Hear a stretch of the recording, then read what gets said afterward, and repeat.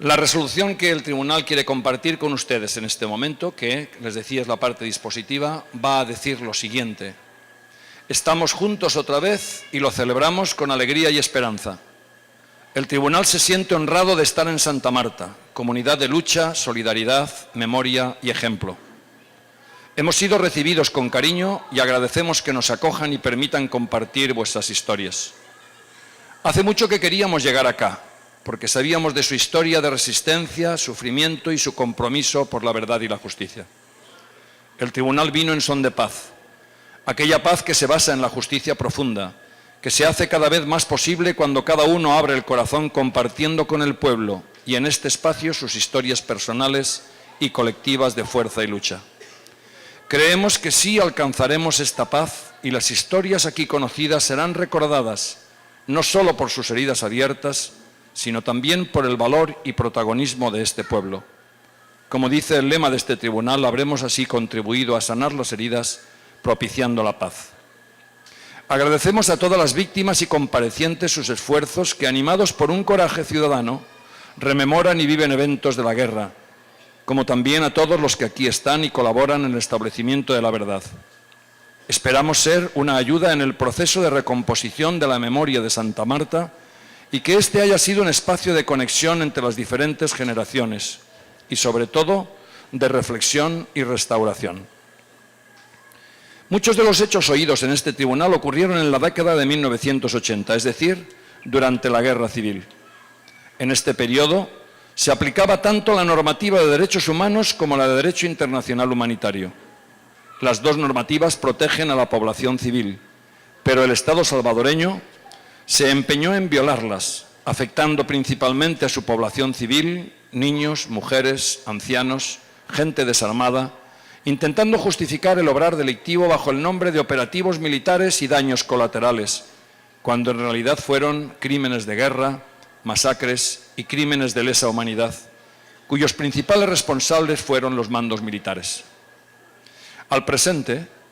habiendo transcurrido más de 20 años de acaecidos los crímenes descritos ante este tribunal, los mismos siguen en la impunidad. El Estado salvadoreño no cumple con sus obligaciones nacionales e internacionales de investigar, juzgar y sancionar a los responsables. Tampoco con reparar integralmente a las víctimas de las graves violaciones perpetradas contra el pueblo de Santa Marta desde la década de 1980. Sin embargo, este pueblo conoce y no desiste de luchar por sus derechos. Eso es lo que vimos al recibir los testimonios recientes. Santa Marta es una comunidad heroica, cuyo liderazgo político para la construcción de una vida más justa continúa hasta hoy, cuando buscan su restauración y el fin de la impunidad. Ante esto y la contundente evidencia recibida, el Tribunal insiste en que la decisión que tomamos sea considerada por las autoridades salvadoreñas en cumplimiento de sus deberes y deseamos que inspire a la comunidad internacional y a la sociedad civil en su obligación de analizar, entender y crear mecanismos para la superación de situaciones de graves violaciones de derechos humanos y sus nefastas consecuencias. Habiendo conocido la respectiva denuncia y los testimonios de María Juana Laínez Rodríguez, Adela Escobar Hernández y Luis Hernández, el Tribunal declara que el Estado salvadoreño es responsable de las ejecuciones sumarias ocurridas en Los Planes y El Picacho en el mes de junio de 1980 de Cayetana Hernández, Josefa Hernández, Juana Hernández, Catalina Hernández, Juana Urbina, Porfirio Hernández, Manuel Hernández, Luis Hernández, Neftalí Alfaro y José Cabrera. También del menor de aproximadamente 7 años de edad y del joven de 17 años que fue quemado vivo, referidos por los testimoniantes, quienes indicaron que en esa ocasión las víctimas fueron 22. Habiendo conocido la respectiva denuncia y los testimonios de María Guadalupe Alfaro y Francisco Hernández, el Tribunal declara que el Estado salvadoreño es responsable por las ejecuciones sumarias ocurridas el 18 de junio de 1980 en Santa Marta y alrededores, de Rosario Alvarenga, su hijo no nacido, Pastor Portillo, Francisco Hernández, Manuel Leiva y Joaquín Hernández, y la tortura de María Guadalupe Alfaro. Habiendo conocido la respectiva denuncia y los testimonios de María Orbelina López, Mercedes Méndez y Philippe Bourgois, el tribunal declara al Estado salvadoreño responsable de la masacre de Santa Cruz, acaecida en el mes de noviembre de 1981, con un número indeterminado de víctimas inmediatas y mediatas, entre las que están los 2 hijos de María Orbelina y su hijo no nacido, de José Secundino López, Feliciana Hernández, Isidra López, y de las graves lesiones provocadas a Mercedes Méndez. Habiendo conocido la respectiva denuncia y el testimonio de Celia del Carmen Masín Chávez, el tribunal declara al Estado salvadoreño responsable de la tortura sufrida por Celia del Carmen y sus compañeros en octubre del año 1987 y por los asesinatos y heridos por la bomba que explotó en la sede de Fenastras el 31 de octubre de 1989, donde murieron Ricardo Cestoni, Rosa Sarabia de Elías, Julia Aguirre, Vicente Melgar, José Hernández, Luis Vázquez, Febe Velázquez, Carmen Hernández y María Rosales. Las lesiones de Celia del Carmen y otras decenas de personas heridas y por la violación de los derechos de asociación y de libertad sindical. Habiendo conocido la respectiva denuncia y el testimonio de Francisco Rivas Guevara, el tribunal declara al Estado salvadoreño responsable por la tortura que sufrió Francisco Rivas en el mes de septiembre de 1981 en el municipio de Nejapa. Habiendo conocido la respectiva denuncia y el testimonio de Luis Rivas, Francisco López y María Regina Gámez, el tribunal declara a los estados salvadoreño y hondureño responsables de las torturas a Luis Rivas en el mes de noviembre de 1981 en La Virtud y las torturas y el asesinato de don Guadalupe Rivas en el mes de julio de 1982 en Mesa Grande, todo ello en Honduras. Por eso, este tribunal resuelve y se hace un deber exigir, primero, que la Corte Suprema de Justicia de la República de El Salvador agilice el proceso de inconstitucionalidad de la ley de amnistía. Segundo, que la Fiscalía General de la República de El Salvador, por ser delitos de carácter nacional e internacional, investigue inmediatamente todas y cada una de las denuncias ya presentadas y los casos expuestos ante el Sexto Tribunal, valiéndose de las pruebas presentadas y demás que se produzcan. En especial, que la Fiscalía investigue y haga efectiva la responsabilidad penal del coronel Sigfredo Ochoa Pérez, entonces comandante del Destacamento Militar número 2 de Sensuntepeque, contra quien se expusieron numerosas pruebas en este tribunal y contra quien ya existe una denuncia criminal de 8 de noviembre de 2013, efectuada por doña María Esther Hernández con el patrocinio del IDUCA. Tercero, que el Estado salvadoreño, con la colaboración de la Organización de Naciones Unidas, forme una comisión investigadora que retome lo actuado por los acuerdos de paz y la Comisión de la Verdad, repatriando además sus archivos para que la sociedad salvadoreña pueda valerse de ellos y que en un plazo razonable sea capaz de presentar al órgano judicial, en coordinación con las autoridades del Ministerio Público, las acciones legales necesarias para interrumpir el actual estado de impunidad de que gozan los victimarios en El Salvador. Cuarto, que el Gobierno escuche a la sociedad civil, en especial a las agrupaciones de víctimas, y revise el decreto Programa de Reparaciones a las Víctimas del Conflicto Armado, publicado en el Diario Oficial de 23 de octubre de 2013,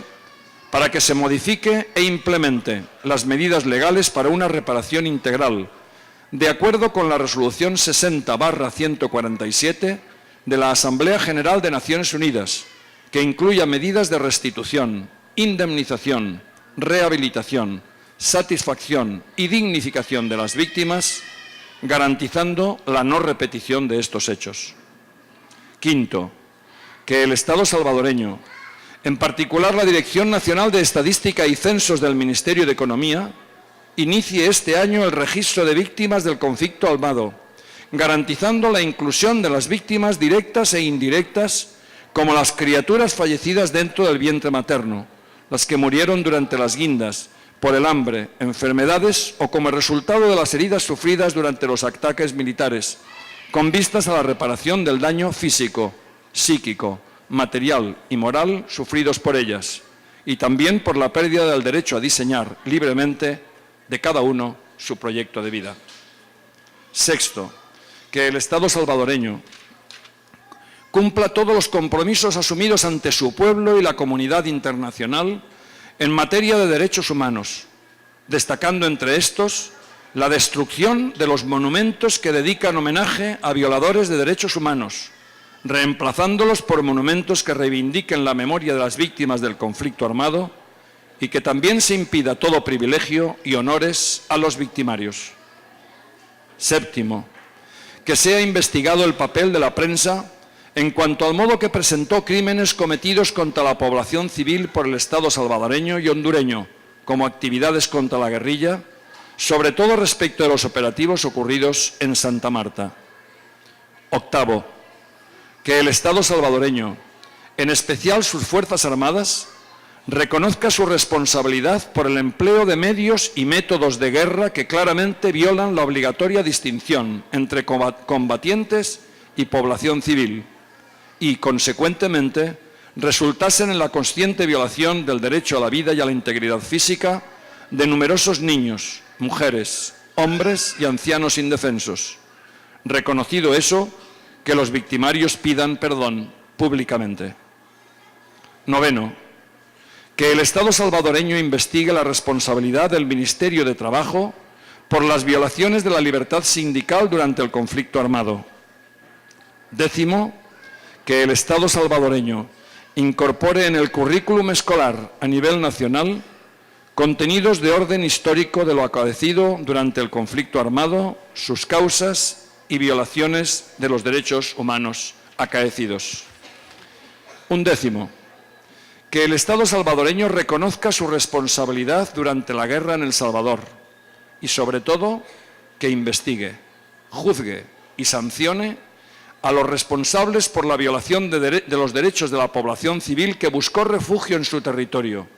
y promueva la reparación integral de aquellos que fueron sus víctimas. Duodécimo, que los Estados hondureño y salvadoreño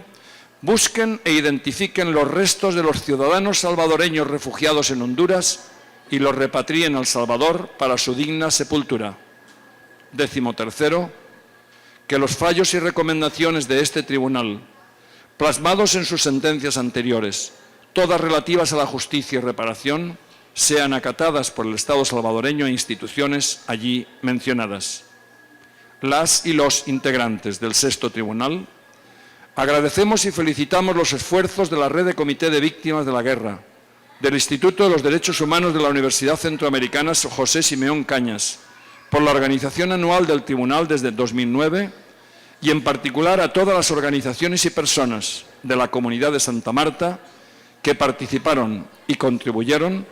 para la realización del Sexto Tribunal Internacional para la Justicia Restaurativa de El Salvador. Está dictada el 28 de marzo del año 2014 en la Comunidad de Santa Marta.